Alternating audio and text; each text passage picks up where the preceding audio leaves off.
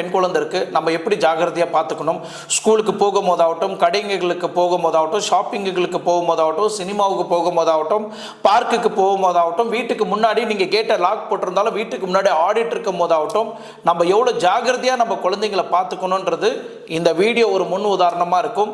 Parents ஆகிய நீங்கள் இந்த வீடியோ கண்டிப்பாக பார்க்கணும். ஏன்னா நம்ம 5 வயசு குழந்தையும் நம்ம எப்படி பாதுகாப்பாக இருக்கணும் அப்படின்றது இந்த வீடியோ உங்களுக்கு ஒரு சப்போர்ட்டிவாக இருக்கும்னு நினைக்கிறேன்.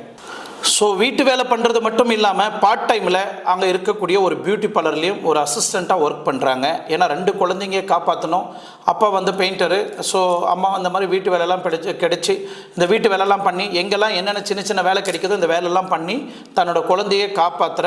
ஸோ அவங்க ஹஸ்பண்டும் வேலைக்கு போயிடுறாங்க.